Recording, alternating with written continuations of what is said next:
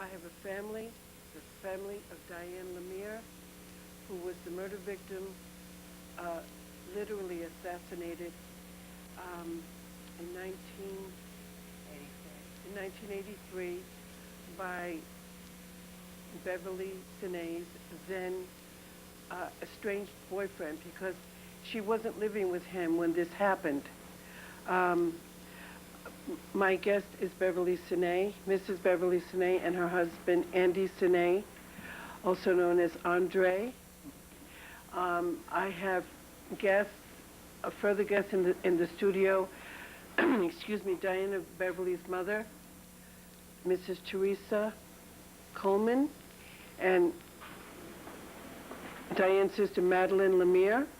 I also have Carl Sartori, who is very supportive of this pending bill, the Diane Lemire Victims' Rights Bill.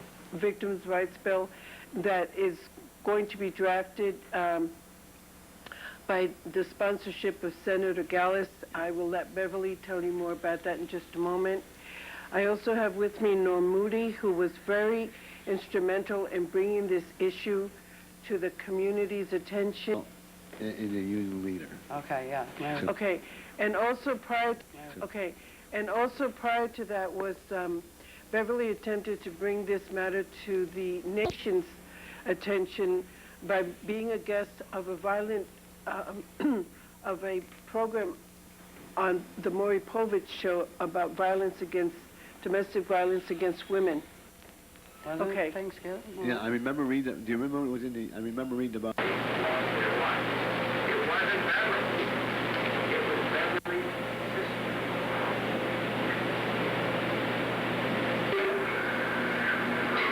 And we kept it.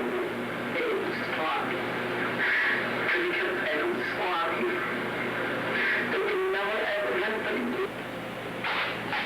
And you take the beating. And it's love yourself. You need to get away from these men. Work in your house.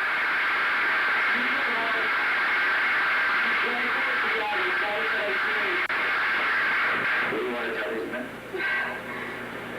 You just don't realize you are just hurting, your wife, your girlfriend.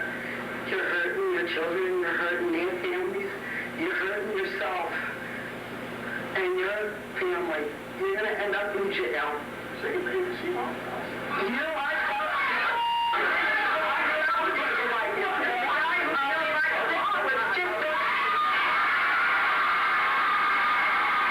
you think you cannot get that yourself?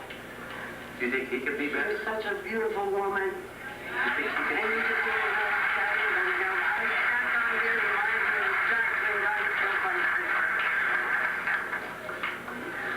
you need to get away from him. You think he can change? Is that why you do? That's why we're here. Is that why we're here? I hope he can change. I want him to change. I want my son to have a father. First daughter, and then the beatings were getting worse. He was starting to smother me with pillows and everything else, and I had restraining orders on him previous. There's been many times where I would go and file complaints because he was hitting me, or the police would pick him up, charge him $200 bail, 20%, $20. And then he would get out, and the beatings would get worse because of the fact I went to the police department and pressed charges. And there's some times where they would pick Rick up 2 or 3 times a day for hitting me. And Judge O'Neill would let him go. Let him go. And anyway, after I had his daughter, Was she born healthy? Yeah, she was. Yeah. He raped me after I had my daughter. I wasn't supposed to get pregnant right away because I had C-sections and you're supposed to be able to heal. And I did have plans to leave Richard after I got out of the hospital and I, healed enough to get out. Then it turned out I got pregnant with his son. And then I tried running many times and going to hiding. He would always find me. He would torment my family, my mother, break into her house, search her house and stuff. So I wasn't allowed at my family's houses anymore because they were all afraid of Richard as well. So I decided to put my children up for adoption towards the end of 82. And why did you do that? Why? Because Richard threatened to kill me and my kids. And I believed him because he was smothering me with pillows, breaking my nose, you know. Just abusing you. Yeah. And it was getting worse and worse. So I know this guy was ready to break. So I put my 2 kids in a safe house for a while. And I was still pregnant with my son. Didn't you need his signature to give them up for adoption? No, because at the time when the adoption was taking place, he was in jail Okay. for, I don't remember if it was for the rape or for the burglary that he did. Which rape? The one of the mentally challenged girl? Yes, the gang rape. Okay. And he also went in jail for the 12-year-old that he sexually assaulted. And so I went into hiding trying to keep me and my unborn son safe. I was living in hallways, streets. One Sister Pat took me in, my sister Patience. There was a lot of, Rick found out where I was and he would break her doors down and everything else. So I had to leave there, and when I got some money up, I rented a 1-room. It had a locked entrance in and out, and I hardly ever left there because I was afraid he would see me on the street, and I was in fear of losing my son. I wanted my son to be born.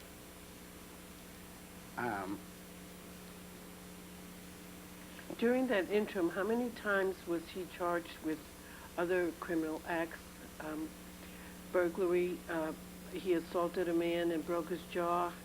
Yeah. He stole $130 from that man. Robbery, out-and-out robbery, all kinds of things. And still, they let him out. They Yeah. continuously let him out. From, Suspending his fines, suspending his sentences. let me see, get my glasses here. I got some and I can show you, give you the dates of where it started on his other violent crimes. 82. Where's the There was date? one there from 1979. 80. Yeah, 79 was probably the one when he first started beating on me. 80, 82, 82, 80. He didn't always go in front of the same judge, did he? Pretty much, yeah. They're all O'Neill. Oh, these are all O'Neill. These are all O'Neill. Okay, let me see here. This He- is criminal trespass.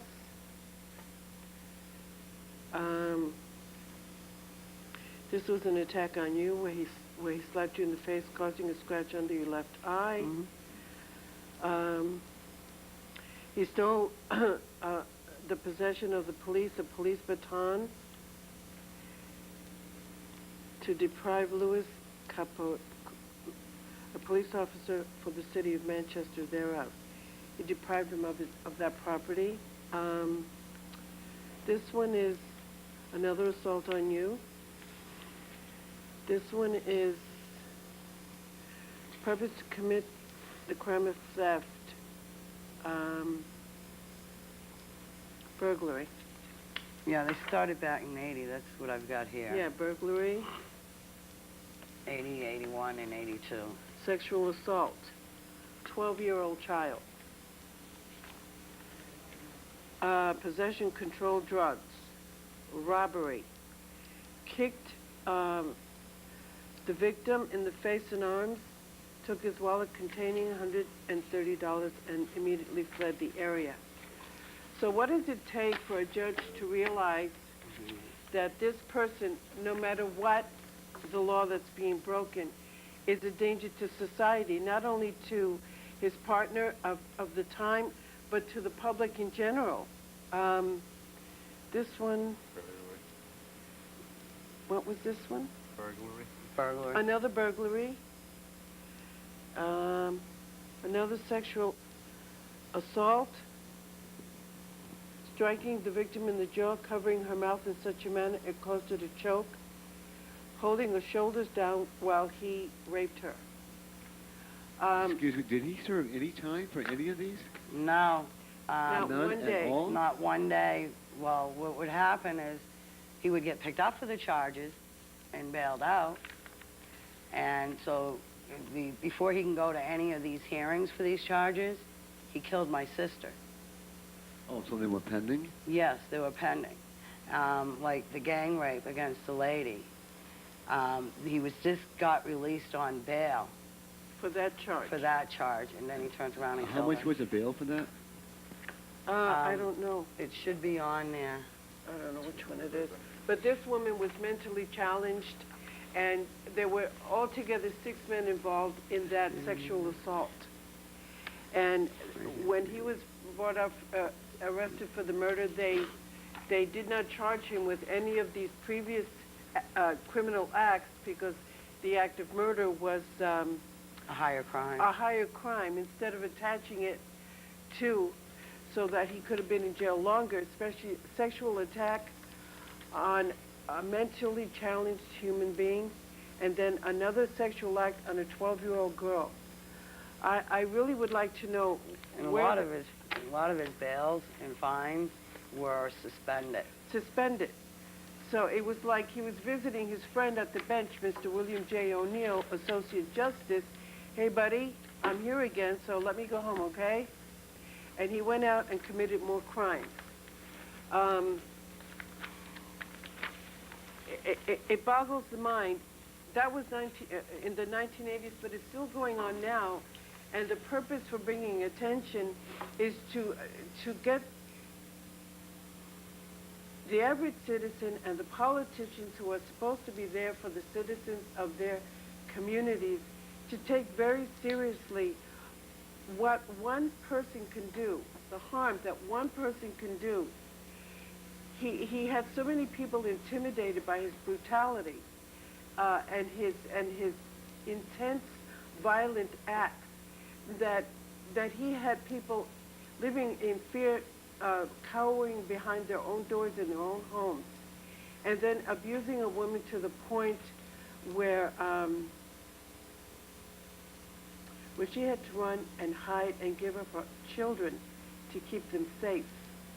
Now, I don't know about you, but I still believe in my country, and I still believe in the laws that are here to protect everybody.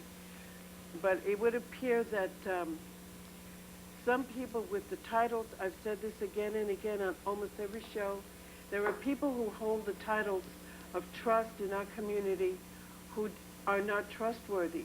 They interject their personal opinion or their personal feelings on an illegal act, and they side with the criminal instead of the victim.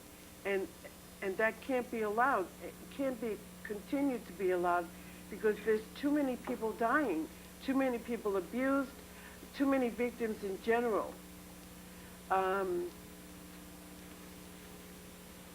The irony of this murder is that Diane Lemire was interviewed by WMUR about a bottle bill the same day that she was murdered. Yeah, we just came back from McDonald's for a job. This story has been carried in the Union Leader and other papers. It's on the internet, and I wanted to share with you the internet information, the website for the bill information. It's www.minibite.com. I'll spell that for you. M as in Mary, I-N Nelly, I, B-boy, I-T, Tom, E, Edward, .com, /help, /victim,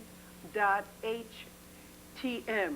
There you can read, it's a website that covers just about all of the information that you're going to see here.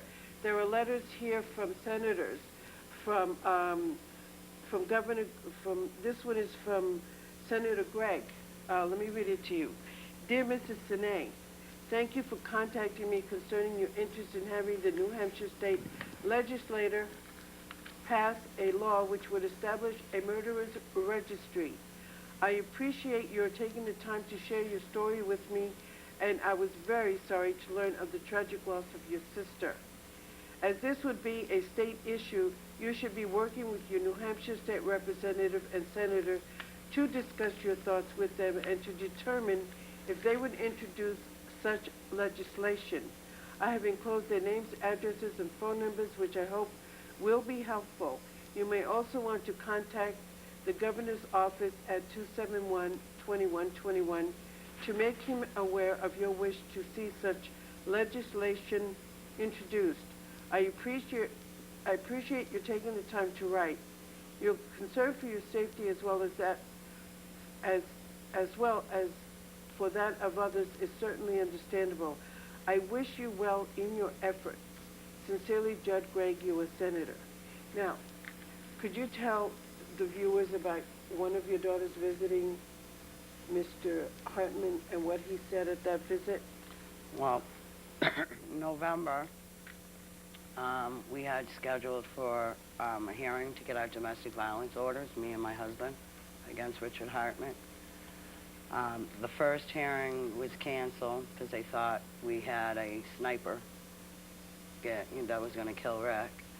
So they rescheduled it. How did they come to that conclusion? I don't know, because we were outside, having cigarettes, and the stadies were checking the roofs and everything else, and the state police came right up and says, this is very unsafe for Richard Hartman. We're afraid he'll be killed. So they... Did they say, where did they get that? I have no clue where they got that. Did somebody call in make a call? I bet you anything. It was his whole family calling a scare call to postpone that hearing. I know, the police and the state police and everybody know that we carry guns, but we didn't bring them to court that day. And so they rescheduled it, and then the second hearing, they made us all go inside and locked us inside the courtroom. We had to stay upstairs until Rick got transported. Well, my daughter hasn't seen her father. I guess she was about a year old. And I had just found her not too long ago myself, and told her the situation. Okay, you went looking for your children after they were Given of up for age. adoption, Yes. because Okay. I was afraid Richard Hartman would get out and find them and do Okay. harm to them. Okay. So my daughter said that she needed to face her father and find out why. So they set it up for her to go in the room once he got into the courthouse, and she was in there, I guess, a half hour, 45 minutes at least with him.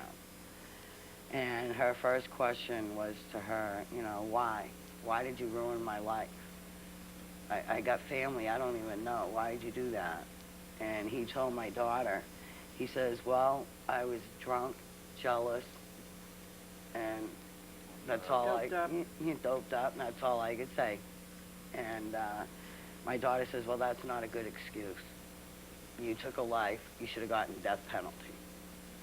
And then she goes, do you know how I feel having to face my father in prison clothes and shackles? And Richard Hartman just kept saying, aren't you sexy, and calling her Beverly, who was me. And my daughter got fed up with him calling her Beverly, and she says, I'm not Beverly. I'm your daughter, Melanie. Beverly's my mother, and he kept telling my daughter, well, Beverly loves me still to this day, that he still loved me. And he told her that I was going to the prison to see him, which I didn't. And that one way or another, we're all going to be a family when he gets out. Did he not make a threat? To me, that's a threat. No, I meant specifically about your husband. Not to my daughter, through his family. Okay. It was his sisters, Linda and Cheryl, would come up to us and say, Rick's going to kill you. I married him, and that's why he's going to end up dead, because Rick says I'm the mother of his children. I have no right to be with any other man. Well, if that isn't an incentive to keep this man in jail, I don't know what is, because this man has shown no sense of remorse, no sense of rehabilitation whatsoever. And while the ACLU may feel that he has certain rights, which he does, his rights cannot supersede the rights of the victims. The fact that this man can get out, do drugs, and use that excuse to turn around and continue killing people because he no longer has possession of them or control over them is a very frightening prospect. And I would like Andy to say a few words, if you will, about his feelings about this. First, let me say this about Andy. This man has supported his wife in all of these efforts. And this is something that, I can't see that. Thank you. This is something that a lot of men would have walked away from. But he's been very supportive in every way that a man should be to his wife. And for this, I commend him. Thank you. And it shows that that in every gender there is the positive and the negative, and Andy is the positive side of a relationship, very caring, very protective, contributing beyond the pale at times, but he's here today. So 20 years. 20 years of marriage. So. This man is out, is he not? No. Well, this is the problem with victim services. They had sent me a letter over a month ago stating that Richard Hartman was being moved to a halfway house. So, you know, we're living like he's already out and afraid to sleep at nights and stuff. And then they turn around and tell me last week, when I was talking to Ginger, I confronted him, victim services again, Peter Mishu. And he says, well, no, Rick ain't out yet, but he's in minimum custody. Number 7. He has work release while he's there, and he's number 7 on the list to go to the halfway house. What do they do to protect you? Nothing. Nothing. Not a thing. Even when my daughter wrote a letter to the Attorney General's Victim Services about the comments that Richard Hartman made, they say, well, there's nothing we can do because it's hearsay. And that's pretty much what it was back in 1983. So if he moves back up to the U.S. area, you don't have the right to know?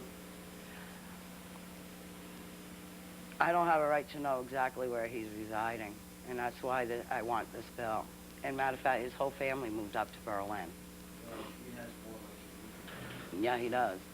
At this, no, that's fine.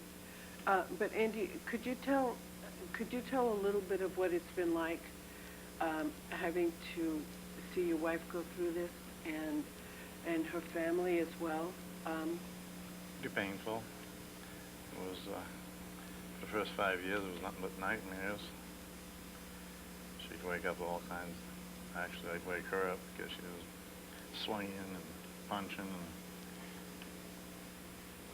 Having a bad dream? Yes, this went on basically the first 5 years. Finally, she calmed down some.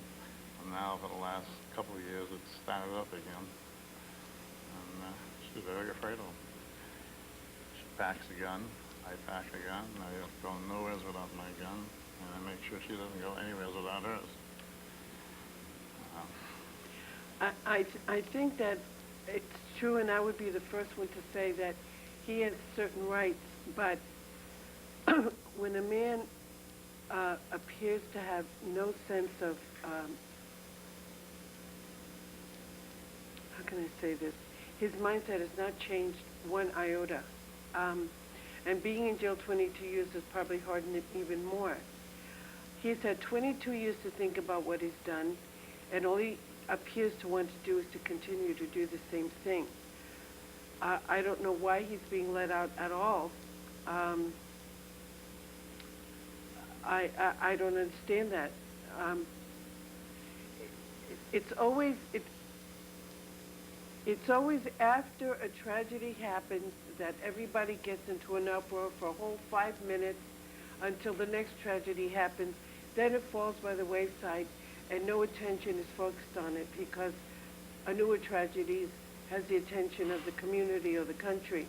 But this is something that affects people across the world, but in our country, because we live in a democratic society, we're supposed to be able to rely on the protection of the law. And Beverly was telling me that at least twice during the time that he was victimizing her, he forced her to go to the Attorney General's office? District Attorney. District Attorney's office, and declare that she was dropping all charges against him. And the district attorney had to see that she was an absolute, and what did he do? He dropped the charge. He dropped the charges. And then another time, the police came to Beverly's apartment, and Richard Hartman was sitting at her table, and he told the police officer that she had changed her mind. And instead of looking at this woman and seeing the fear and arresting him because he had violated that restraining order, they walked out and left her there to be victimized yet again.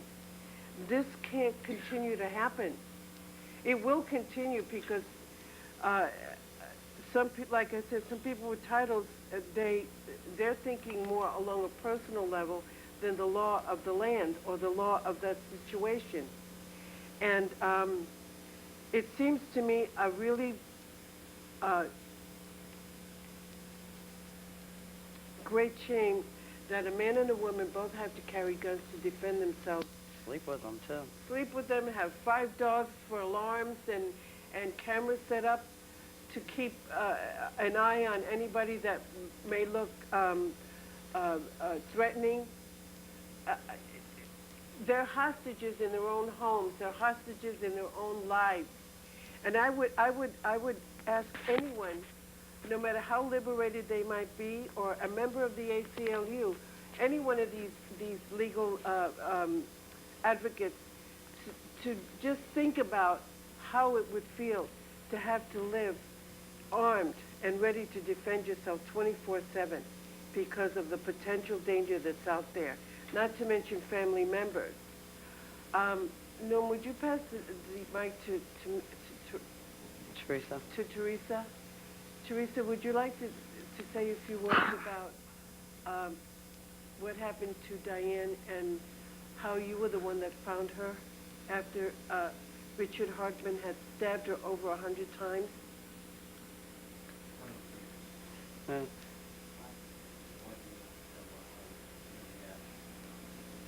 Well,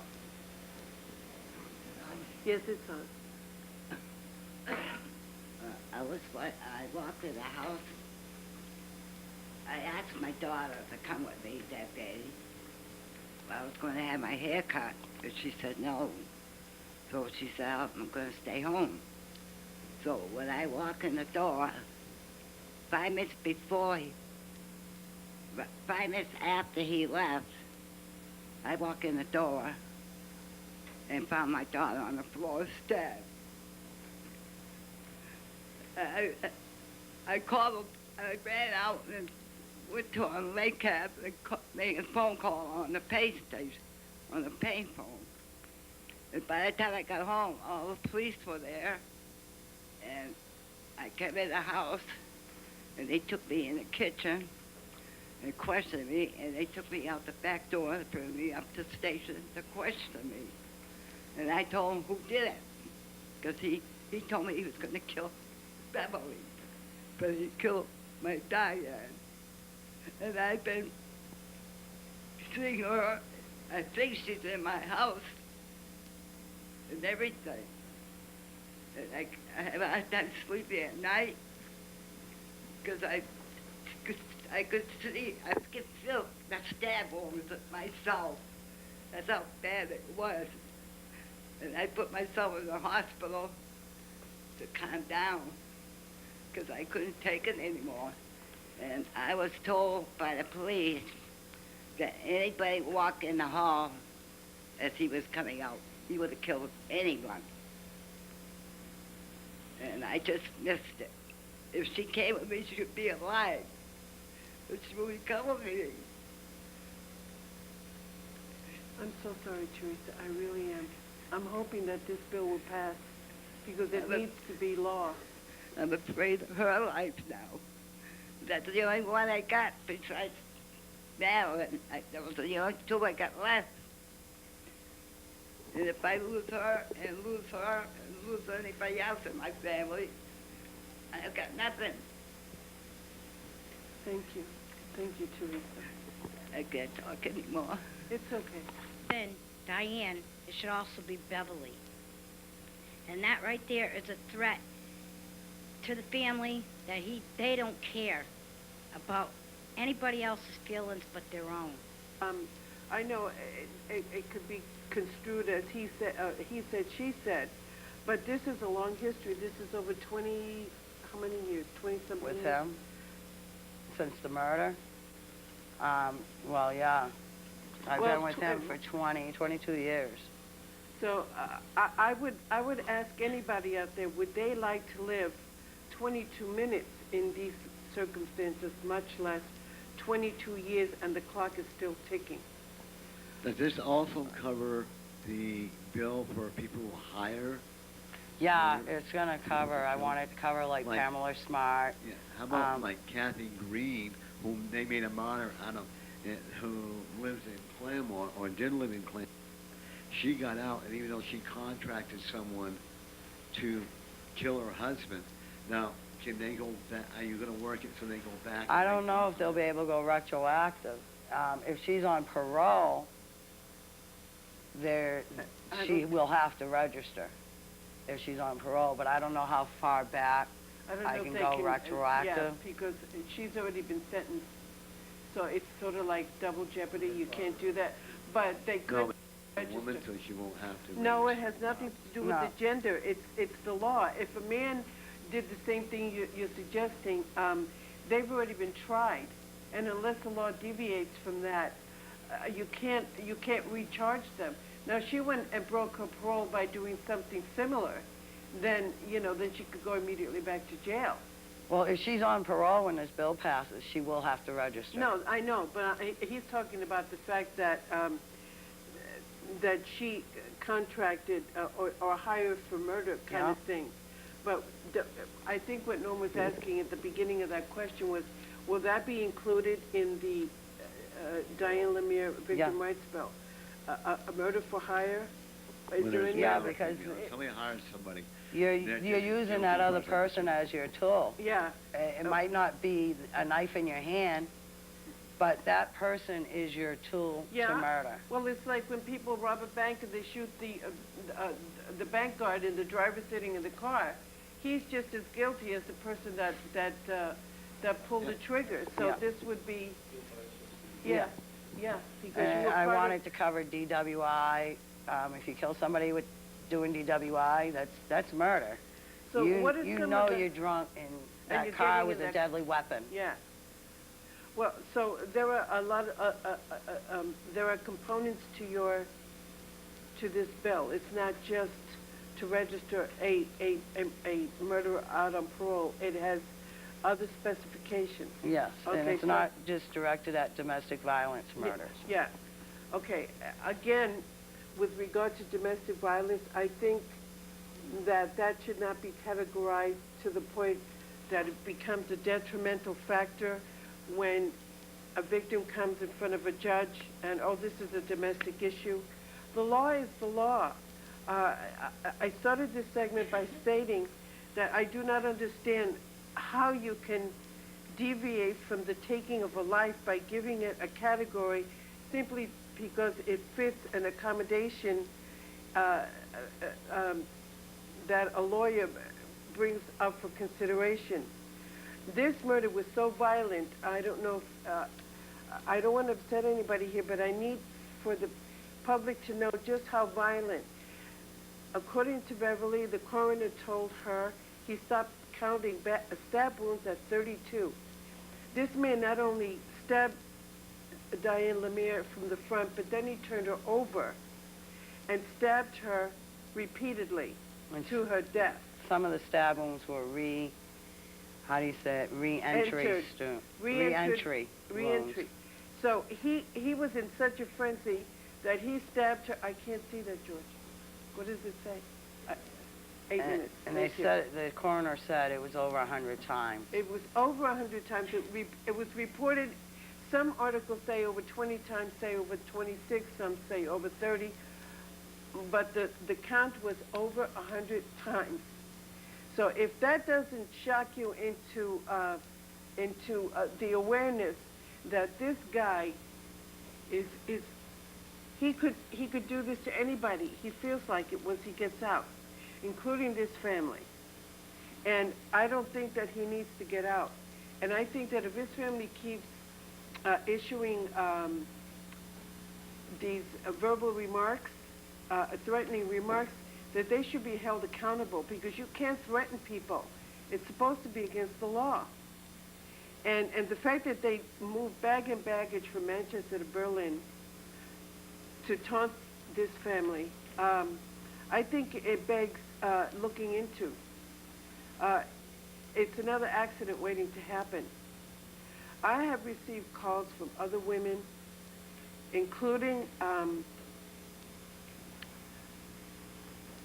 a woman who is well respected in her community, and she's treated like she's a Fruit Loop or a Looney Tune, because her circumstances involve those within the city that provide life-saving services. I have another woman that called me, and she stopped calling me because she's terrified of a man that has choked her, has broken into her house. She never even had a relationship with this guy. She felt sorry for him. He was homeless. She gave him food to eat. She washed his clothes and left him on her porch so he had something to change into to stay clean and sanitary. And he has abused her generosity, and she's a very timid soul. And we're taught as children to be kind and charitable to those less fortunate, but sometimes that comes at a very high price. And this woman is scared. He has threatened her that if she issues a restraining order, he will kill her and her family. And still, these guys continue to get away with this kind of brutal, intimidating, life-threatening, violent acts. So I think that people should really take the time. If you enjoy being controlled, if you think it's cool that somebody loves you so much or says that they love you so much that they want to possess you, then do nothing. But those of you who are fed up with that kind of mindset, step up to the plate.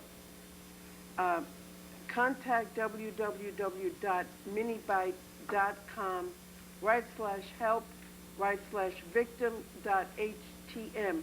Write to your senators, write to your legislators, write to the governor's office, and don't accept the